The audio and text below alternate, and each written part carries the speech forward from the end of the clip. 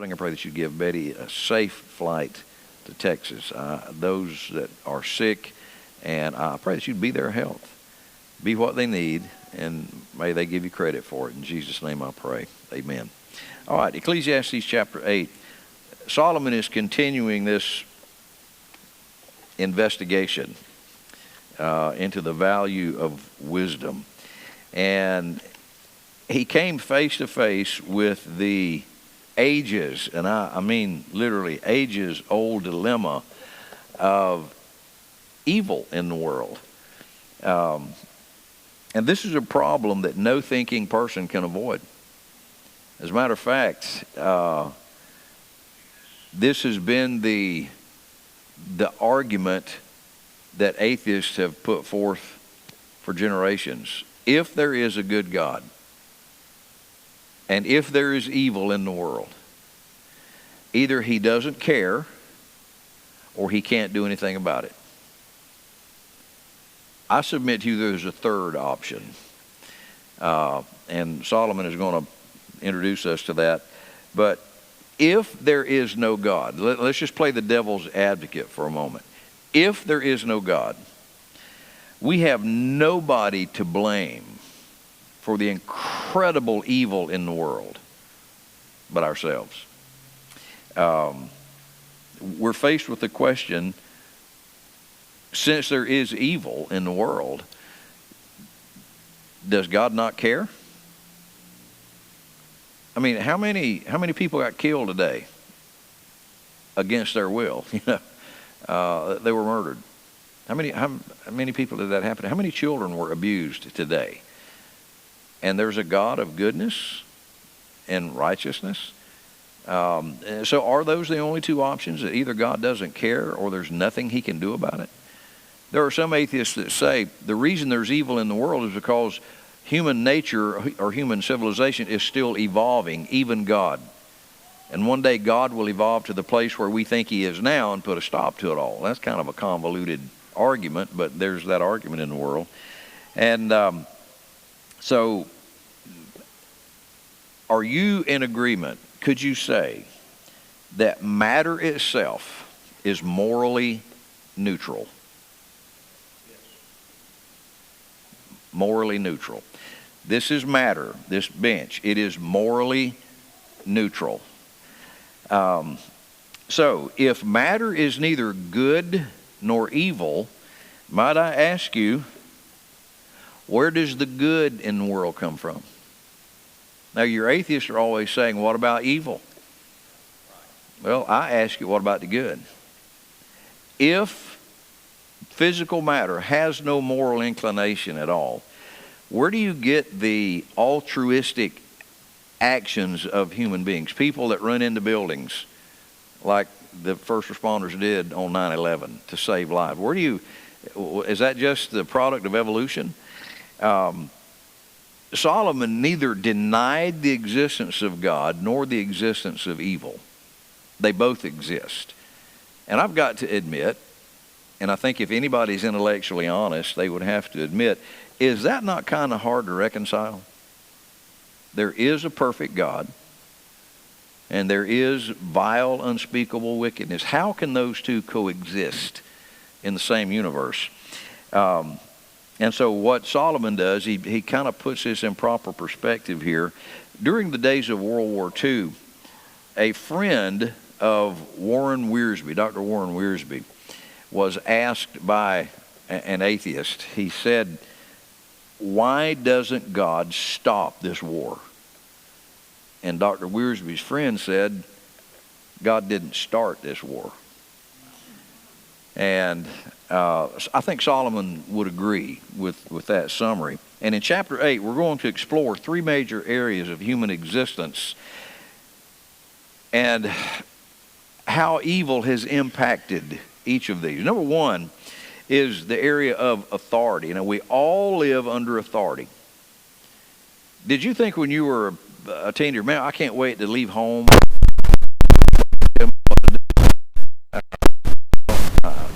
We all know how that turns out. When you go to the grocery store and there's a 20-year-old millennial clerk checking your groceries out, you're under that person's authority. And when you leave Walmart and you go to the bank, and you got a young man or a young woman that's making your deposit, you're under their authority. Wherever you go, this umbrella of authority gets passed, and it just follows us around, kind of like that cloud in Peanuts followed around, Pigpen. So in the first 9 verses of chapter 8, Solomon is going to deal with this. How does a godly man deal with an ungodly ruler? I think right now, that's a pretty good question to ask an American Christian. How do we deal with what's going on? Then in verses 10 through 14, how do you answer the question of inequity in life? Do you think life is completely fair?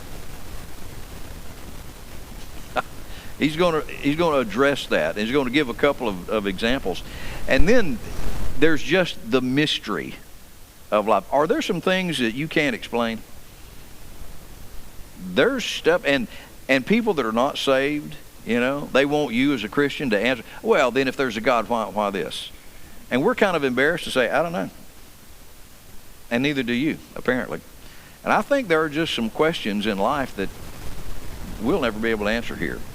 And so, history, in these first few verses, let's read these first few verses and parse them out, and I want to show you who he's talking about. Who is the wise man? Who is the equal of the wise man?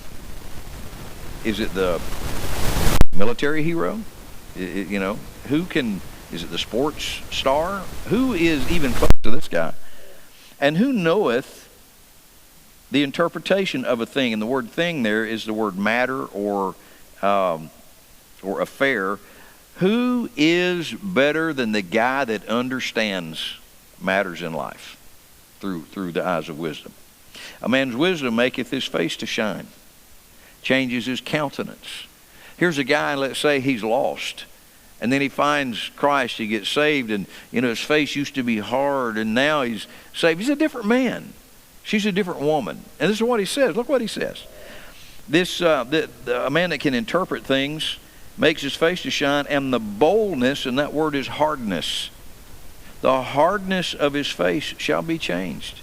So what does wisdom do to a person that is just hard to life? Just everything is bad and terrible, and I hate everything and everybody. And then he gets saved. He comes to know the Lord. It changes. Y'all experience that? Verse number 2. I counsel thee to keep the king's commandment, that in the reign, and that in the regard, rather, of the oath of God, do not be hasty to go out of his sight, and stand not in an evil thing, for he doeth whatsoever pleaseth him. Where the word of a king is, there is power. And who may say unto him, that is the king, what are you doing? All right, now let's stop for just a minute. History is littered, literally, with the names of dictators who have oppressed hundreds of thousands, even into the millions of people with their cruelty, their inhumaneness, their absolute disregard for, the sanctity of life. I think of Nimrod, the Pharaohs, Nebuchadnezzar, Darius.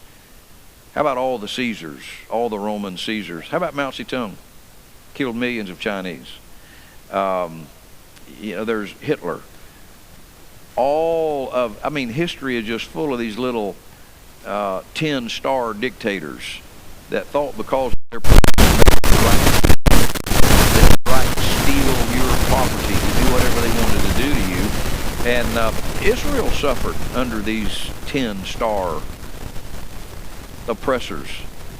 By the way, Solomon was one of them. I'm like, what? He's learned some lessons here. Yeah. His was a gold-plated star, you're right. But, if you read 1 Kings chapter 4, verses 7 through 28, this is a little bit awkward. Because Solomon himself, you remember when he first got the job? And he had those 2 staff meetings with the young guys, with the millennials, and then the old guys? And the old guy said, if you will say to these people, I'll serve you, and what can I do for you? And, if you'll do that, they will follow you to the ends of the earth. And then the young guys, you remember their counsel? No, man, don't be doing that. You tell them that your little finger is going to be heavier than your dad's whole, just be an idiot. Well, he did. And he split the kingdom. And so he's lived a little past that right now in what he's talking about. And in this particular period of human history, in the East, specifically in the Mediterranean basin, dictators were not elected. There were no ballots. There were no constitutions. There were no city council meetings. There were no county commission meetings. There was one man. There he is. He brought the wood too. There was one guy. And this guy, whatever this guy wanted to do, he did. If it meant lopping your head off, he did that. And you didn't have anything to do about it. I mean, you had nothing to say. And so we're told now in verse 2, I counsel you. So he's talking about, it very well could be he's talking to some court official. It could be that he's just talking to Jews in general. And he says this, I counsel you, keep the king's commandment, obey the law. I encourage you to do that. And that in regard of the oath of God. So I think this sounds like more an official of a court. Because he's made an oath, I will serve you and I will honor you. And citizens of a kingdom didn't have to do that. They were just stuck with whoever got the job. And so we've got this encouragement, all right? So you've got some options. You've got a guy on the throne that is not necessarily smart, nor wise, nor kind, and he's using his position to throw his weight around, and you just happen to live on 3rd Street, and this guy's your king. What do you do about that? Well, he says, I counsel thee to keep the king's commandment, and that in regard of the oath of God. Be not hasty to go out of his sight. So here's option number 1. You could desert. You could say, all right, look, I'm leaving the country. I'm getting out. You're not going to be my king anymore. So you could do that. You could just desert the whole thing. And so you could disobey him. Verse number 2 says, I counsel you, keep the king's commandment. You could, if you wanted to, say, I am going to start some civil disobedience. That's a serious matter, by the way. How close do you think we are right now in the United States to some civil disobedience? I mean, major. Yeah, we're seeing it already, but it's on the other side. And normally it is. It's on the side of the rebels. They're the ones that do that, we think. Well, what do you think we have a right, or in the next 4 years you think we're going to have a right to become disobedient as far as civil law, civil magistrates, governors, kings, every president. So he's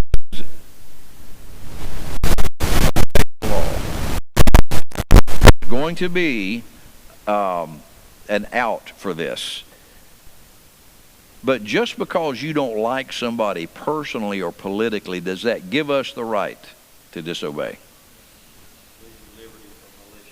Yeah. Don't let this go any further. I don't like Joe Biden.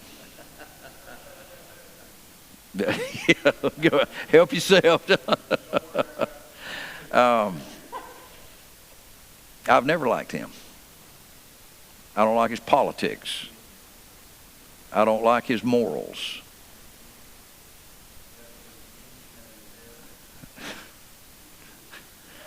That's because I don't like his politics and I don't like his morals. All right. So you can disobey. We can break the law. Now I'm going to ask you a question here in just a few minutes about what we did in our history. And I'm going to ask you, was that the right thing to do? Well, so you can either disobey. Verse number 3 says, don't be hasty to go out of his sight. You could desert. You say, I'm not living in this town anymore. I'm not living in this county anymore. There are people that have just poured out of New York City. They poured out of California. You know where they're coming? Exactly, they're coming to Florida.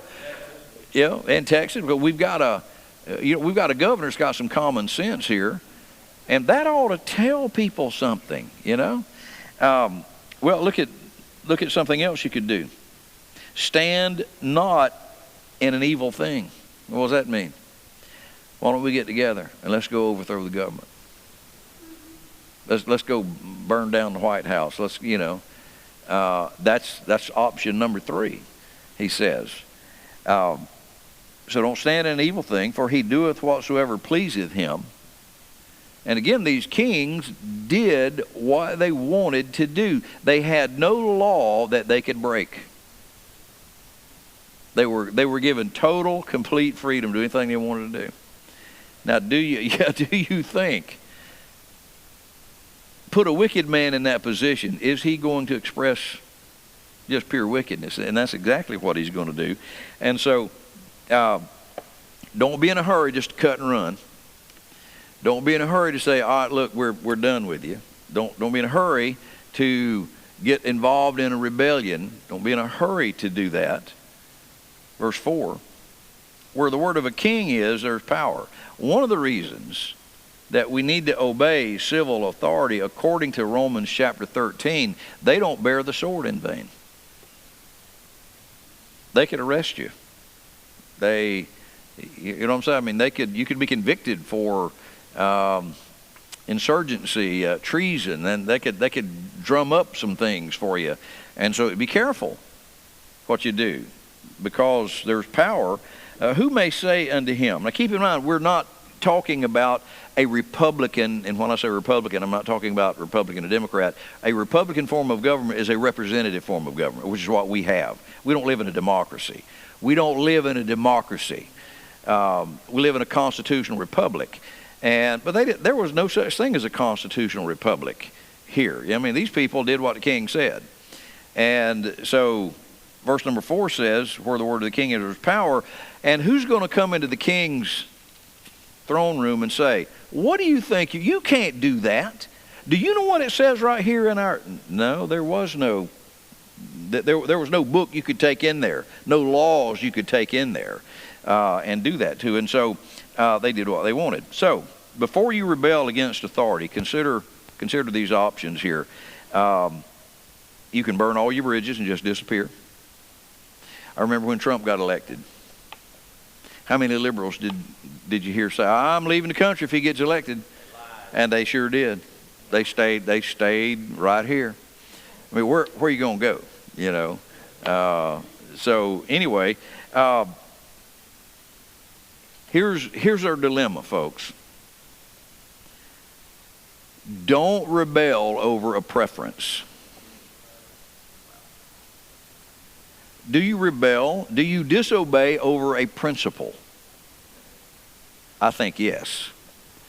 But what's the difference? Well, a preference is a personal inclination or personal choice between competing alternatives.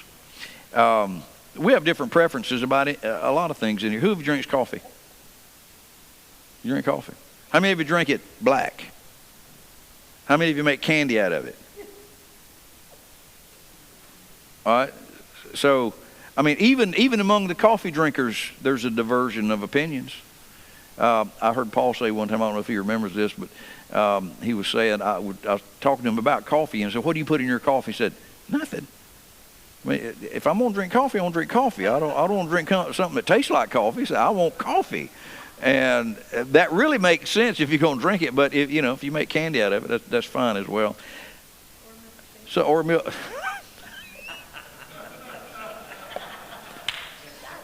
Wow. Oh, wow. Yes, ma'am. Really. I have found a new snack, by the way. I don't drink coffee, but I'll eat it.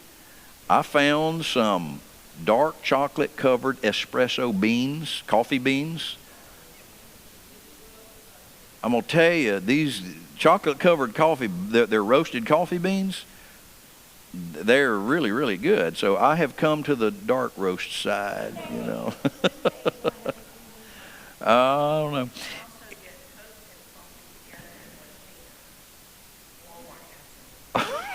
Wow. Be bouncing off the walls all night. So I think we can understand. I can compromise a preference. Now let's get to a principle, a law or a rule based on God's character by which we govern our lives. You don't compromise a principle. You can compromise a preference. I did the other night at school, Monday night. A bunch of students got around this old picnic table out there in front of my apartment, and we got to yakking and talking, and we've got a guy from Cuba that drinks just straight Cuban coffee, and it's awful. And he's always kidding me about drinking. He said, all right, go get me some. And I said, get me about that much. And he went and fixed me some Cuban coffee about like that. I drank it. I don't think I violated a principle. I certainly violated a preference because that's not what I want to do. And my point is this. When it comes to government, are we upset because our preferences have been violated or a principle has been violated? It better be, exactly. I think there's been a lot of trouble stirred over preferential violation versus principle violation. You say, well, how do you know the difference? That's a good question. And he's going to talk about that here in just a minute. Let me read you something here.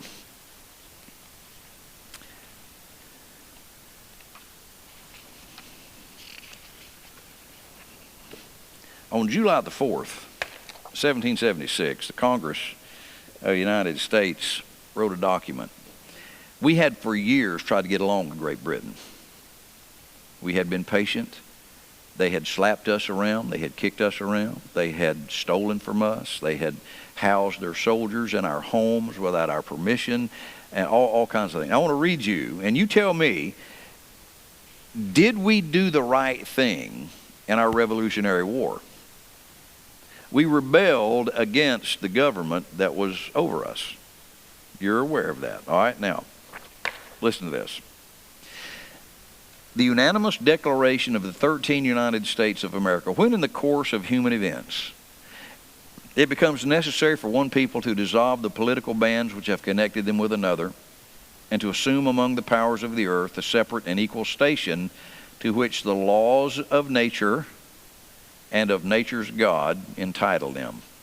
A decent respect to the opinions of mankind requires that they should declare the causes which impel them to the separation.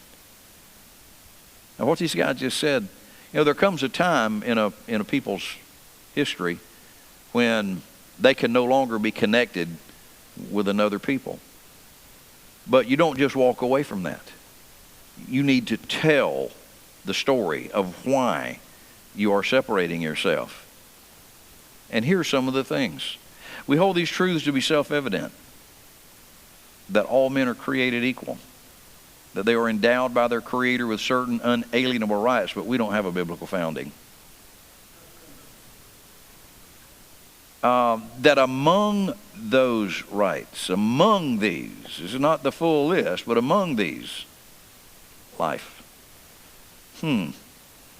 Okay, life, liberty, the pursuit of happiness, not the guarantee of happiness, the pursuit of it. You are free to chase it down as hard as you want, but you're not guaranteed that. That to secure these rights, governments are instituted among men, deriving their just powers from the consent of the governed. It goes on to explain 27 grievances. 27. This is why we are separating from you, King George, or James. This is why. There are 27 offenses listed here that violated the rights of a human being. All right? People say, well, the United States was founded on an economic basis because, we were founded to prevent taxation without representation. Okay? Let's take that argument. Out of 27 offenses, that was number 17. I would say that probably not was on the top of the list, you know. Now, what I'm telling you is this. We as Americans, we were founded out of rebellion. That's why this country came to be, because we were being abused. Now, was that a preference or was it a principle? Personally, I think that was a principle. I think we were right to do that. And so, let's go on. I get hung up on this for a while right here. Well, this is kind of a bailiwick for me. Now, what about this matter of discernment now? How do you know when to stand and say no to the government? You're not brought up as a child understanding right from wrong. If that's erased or blanked out, where's your concern? You got a problem. That's where you need somebody in your culture that was raised properly. And that's why I think this is a powerful group right here. These young people, y'all are going to live to see a time we're not going to see. You understand that? You know? Most of us over here, with the exception of a few, we're 2/3 through with our lives. So when we're gone, it's going to be up to you guys. And so this is a great question. How do you know? You know, this preference principle thing. I mean, do you rebel and fight against the government? Why? Because they changed hunting season? You know, well, look at verse number 5. Whoso keepeth the commandment shall feel no evil thing. Okay, that's exactly right. Keep the law. Here's what I tell people that are griping and complaining about, well, you know, the police are just out to, then obey the law. Obey the law. I'm tired of criminals complaining about how they're treated. You don't like jail? Quit going. Quit doing the things that put you there. And so he says, if you keep the commandment, and so what I encourage everybody to do, keep the law up to the point of where a biblical principle is violated, and then there's a right way to do it. All right? So he says, whoso keepeth the commandment shall feel no evil thing, and a wise man's heart discerneth both time and judgment. When do you finally say enough is enough? When do you do that? Well, you recall the story of Joseph. His brothers treated him like dirt, sold him like a piece of property. He goes down to Egypt. They don't see him for the next 22 years. Hard times fall on Dad and the boys down in Israel. The only place where there's food is Egypt. And the only reason there's food there is because of Joseph. He was the wise one that stored the grain, and they show up. Joseph knows who they are. Did he say, "Hi guys, it's me, it's Joe"? There wasn't time. A wise man understands this is not the right time. You remember Nehemiah got back from captivity in Babylon. And look in the book of Nehemiah. Back up. Nehemiah, Esther, Job, Psalm, Proverbs. Look at Nehemiah 1. Listen to verse number 11. Now he goes back to Jerusalem and the walls are torn down. They were wide open to all kind of predatory neighbors. Look at verse number 11. So I came to Jerusalem and was there 3 days. And I rose in the night, I and some few men with me, neither told I any man what my God had put on my heart to do at Jerusalem. Wasn't time. He didn't say a word. All right, you remember the story of Daniel. Daniel gets hauled off. He's about a 15-year-old kid, gets hauled off to the city of Babylon, most wicked city on earth at that time. And you remember what he did? He made a decision, I'm not going to eat the king's food. He didn't make a big deal out of it. He didn't make an announcement publicly. He just knew it was time, and he made that decision. Now, in the right time, these men reveal their intentions. When, there are people that what pops up, pops out. There were people that, when Joseph's brothers walked in the room, there are people that have said, hey, you punks, you remember what you did to me? He didn't do that. And with some people, what pops up, really, it pops out. Nehemiah, the moment he walked into the city, y'all know what I'm going to do? I'll tell you what I'm going to do. We're going to get a work crew together and we're going to rebuild it. He didn't do that. It wasn't time. And so look at verse number 6. Why wouldn't you just spill your guts about everything? Because to every purpose or procedure, there's a time and judgment. There's a way to handle everything. Therefore, the misery of man is great upon him. What are you talking about there? What's the misery? He didn't know how to keep his mouth shut. He doesn't know how to do the right thing at the right time. He just throws it out there. And so that's going to create some problems for him. So we're looking at discernment here. Look at verse number 7. For he knoweth not that which shall be. You don't know what's going to happen tomorrow, so why don't you wait? Why don't you be patient? Why don't you wait until things begin to unfold a little bit? Why don't you seek God's wisdom in revealing your plans instead of just jumping out and, putting it to paper today? For who can tell him when it shall be? So there are two things that we don't know. Number one, we don't know what's going to happen. And number two, we don't know when it's going to happen. So you go ahead and jump the gun, and then your plans get blown up because it was premature. Verse number 8 says, there is no man that hath power over the spirit, and the word spirit there is wind. And that's what he's talking about. Who has power over the wind? Nobody does. I mean, it was blowing hard today. And if I had power over the wind, Charlie would have never happened to anybody. We don't have power over that. Now what he's telling us now is there are events that we can't prevent. You don't know they're coming. You don't know when they're coming. You don't know what's coming. How many of us in here right now knows what's going to happen tomorrow? How many of you have plans for tomorrow? I do. Is that going to happen? I don't know. Does God know? God knows.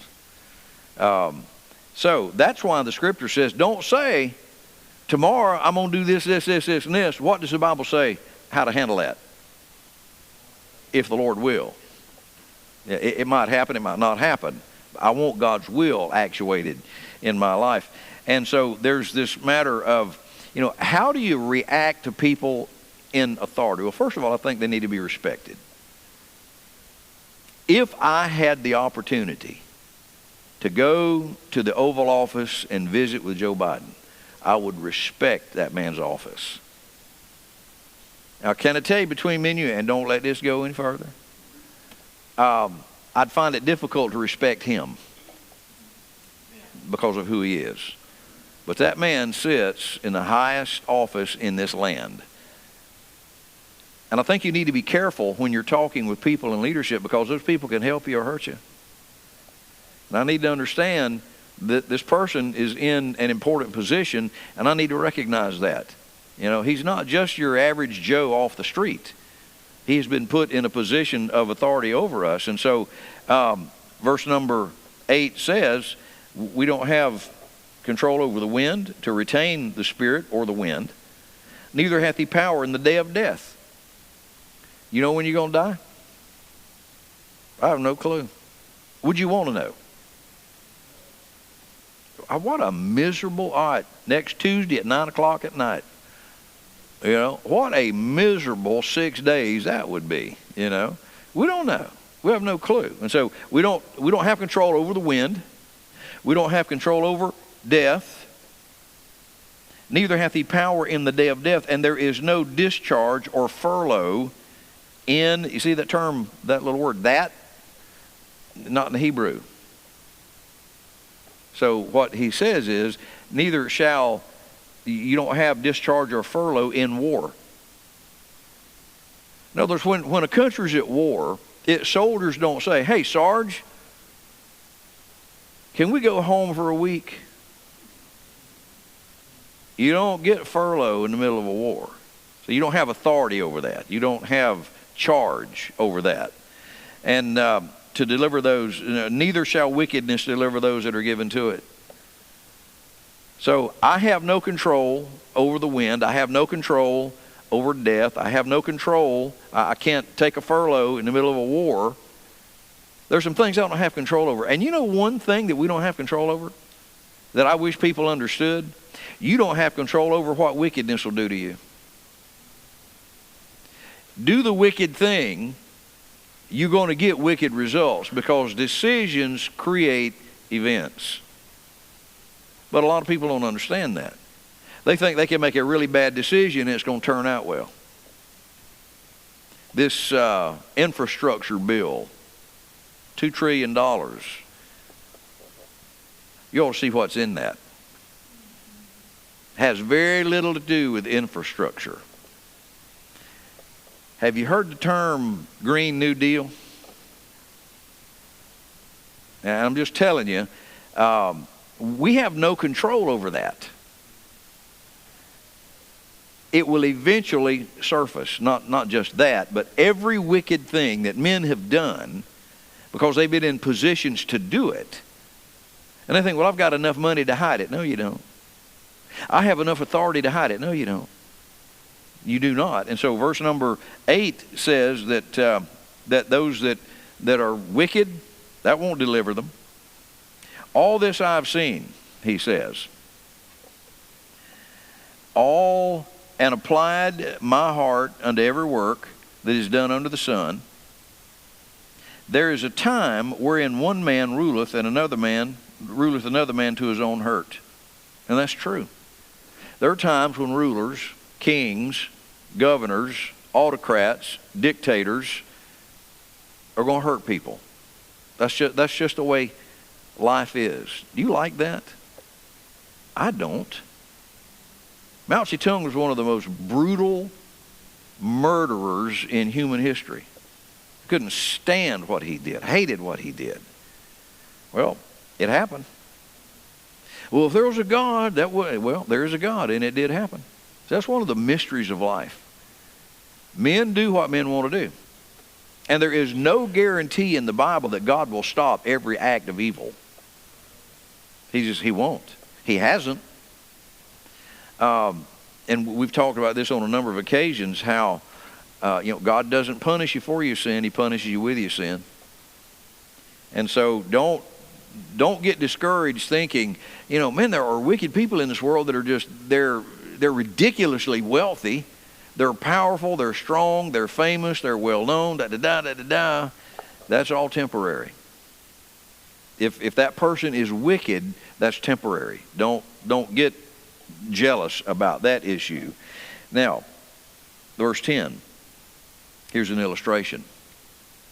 And so I saw the wicked buried, who had come and gone from the place of the holy, and they were forgotten in the city where they had so done. This is also vanity. Now consider, here's a wicked man. Vile wicked man, murderer, adulterer, thief. And he's come and gone from the place of the holy. He is seen at the temple. He has given shekels in the treasury. But he's a vile, wicked man. And Solomon said, I've seen this in my life. I've seen wicked people come and go from the place of the holy. And the godly are forgotten. Those that do the right thing, the godly, they're forgotten in the city. And this guy gets all the press. This guy gets all of the spotlight. And so verse number 10 says, I saw the wicked. So this inequity, which is what we're talking about now, despite everything, quite often good people get shafted, don't they?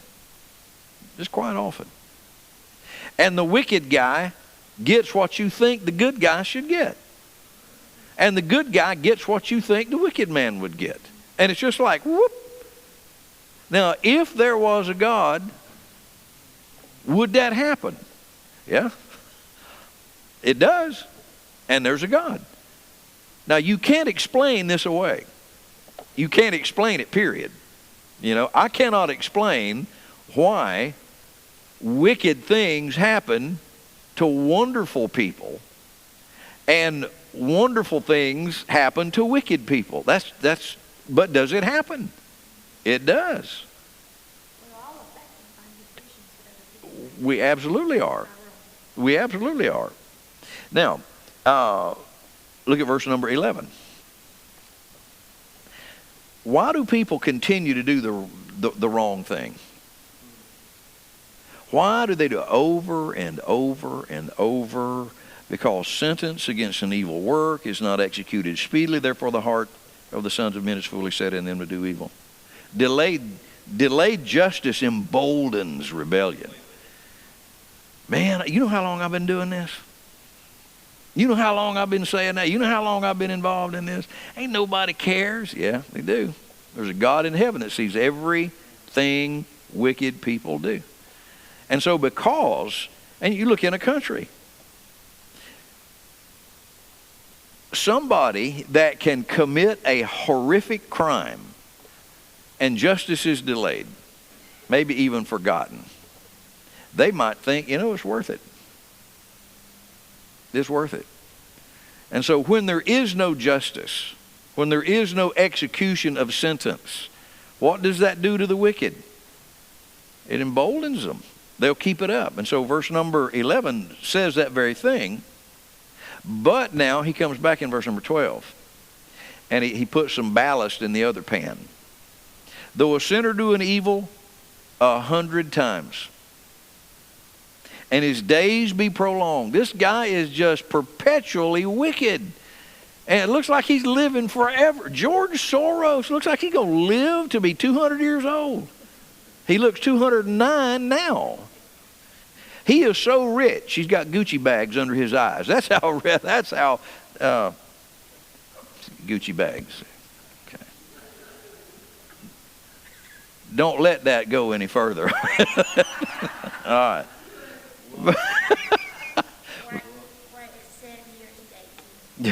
Exactly. All right. Yeah, used to. Right. All right. So though a sinner do an evil 100 times and his days be prolonged, yet surely I know that it shall be well with them that fear God, which fear before him. Let them go. Let them plant the seed. Don't think, oh my goodness, they're never ever going to have to pay for what they're doing. Yeah, they will. Well, they've been doing it 100 times. I know. I'm aware of that. There are people that just perpetually, Hugh Hefner, just perpetually did a wicked thing. Are people going to pay the price for that? Sure they will. Look at verse 13. But it shall not be well with the wicked. It won't. It can't be. That's just the way life is. That's the way God has designed things to work. Neither shall he prolong his days, which are as a shadow, because he feareth not before God. So this is going to run out. Eventually, the wicked run out of time. They run out of gas. They run out. They run out. Verse 14. There is a vanity which is done upon the earth, that there be just men unto whom it happeneth according to the work of the wicked. There's a hard thing to explain. All right, now here's a just man. Here's a good man, a godly man. What happens to him? What you think would happen to a wicked man. And he says, again, there be wicked men to whom it happeneth according to the work of the righteous. I mean, this guy, he's on TV all the time. He's got 5 houses all over the country. He drives this kind of car. He has airplanes. You know, I mean, this guy is as wicked as it comes. El Chapo. A multi-billionaire. Well, he finally got arrested. But the man lived like a king for decades. You know, and like Jamie said, then you've got this godly individual that gets cancer and dies. You know, and then this other guy just keeps living. I said this is also vanity.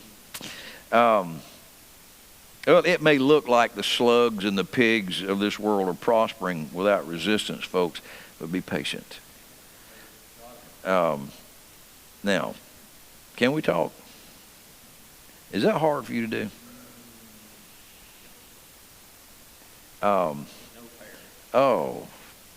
I just chewed the inside of my mouth. And that's wrong. Because it proves to me that I am not satisfied with the way God's handling things. Lord, now I don't want y'all to know that because I'm your preacher. But you know, I'm thinking, do it now. Don't let this go through. Do it now. Can I tell you the night of the election? That's what I was praying. Lord, don't. No. This is not your will. This cannot be. You know, and I saw the electoral total. That's what I was keeping my eye on. You know, the electoral total just kept getting bigger and bigger. I said, no. You know, and then they keep finding all these votes under the table somewhere. And the next morning, it's President Biden. I didn't like that. Does that matter? It really doesn't. All right. Now, here's what can happen. You can get innervated. You can just get absolutely, because you watch the news all the time and you read the papers and da-da-da-da-da-da-da-da, and all you hear about is just vile wickedness and corruption and crime and da-da-da-da-da-da, and you're just like, oh. Look what he says now. Verse number 15. Then I commended mirth. All right, it means focus on joy. Are there nasty things in this world? Yes. Are there criminals in this world? Yes. Are there adulterous preachers in this world? Yes. Are there thieving bank presidents? Yes. Yes. Yes. All this stuff is true. But he says this. I commended mirth. I focus on joy. Because a man hath no better thing under the sun than to eat and drink and to be merry for... Now, look at this. That shall abide with him of his labor the days of his life, which God giveth him under the sun. What does that mean? All right, here's a guy, and he says, you know, all this stuff is true. There are wicked people out there that seemingly are getting away with it, but I know they're not. There are good people out there that are just struggling to live, and I'm aware of that. I know that. I choose not to focus on that, however. I'm not going to focus on the negative and the bad. I'm not going to do that. I'm going to focus on joy, and he takes that to work. Look what he says. That shall abide with him on the job. It will change the way you look at life. It'll change your work attitude. Whether you're an employee or an employer. Don't you love to work with people that are positive and upbeat and are people that you know, they're joyful and they have a good outlook on life? I love being around people like that. I don't like being around people all they do is gripe. I mean, they'd gripe. If you chewed their food for them, they'd gripe about it. Nothing is ever right.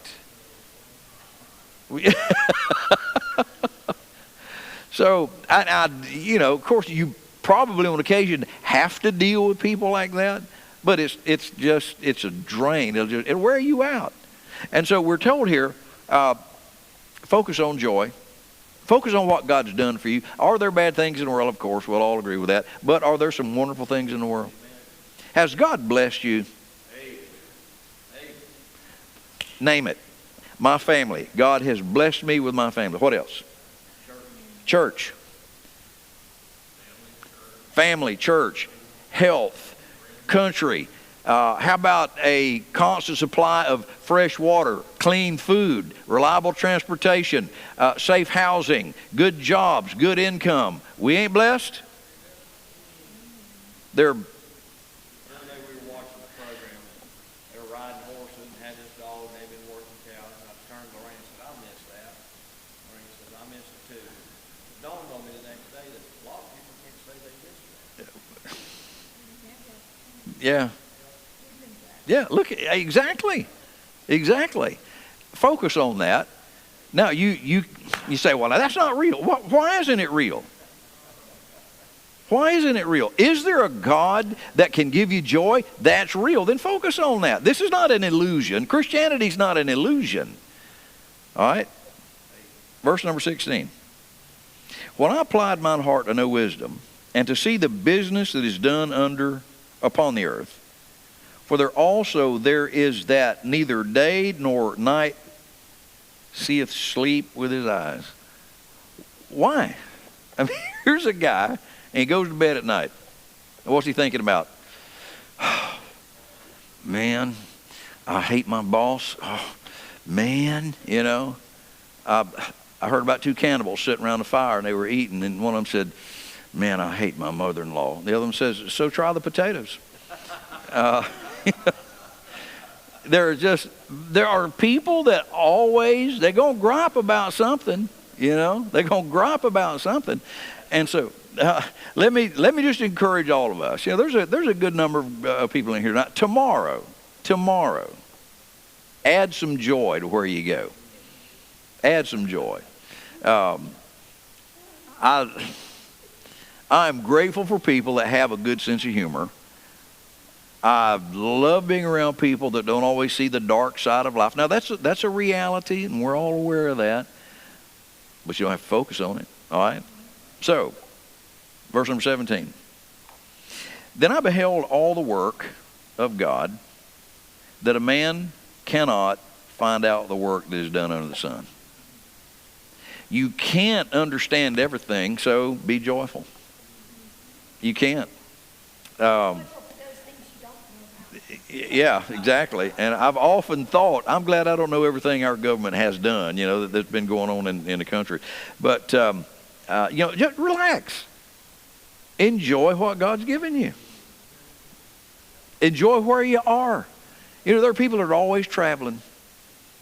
When they're at home, they wish they were at work. They go to work, they wish they were home. They go home, they wish they were on vacation. When they're on vacation, they wish they were home. They're never happy. They're never satisfied with where they are. You can see them in restaurants. You can see them everywhere, sitting with their family. What are they doing? They're traveling. What are they saying? Those people are more important than these people. Those places are more important than this place. I'd rather be over there. Well, when you go over there, what are you doing? Talking to the people back over here. We are just such an unhappy bunch of people because I think we don't understand the character and the nature of God. We don't understand what God is doing. And to be honest with you, I don't understand it all.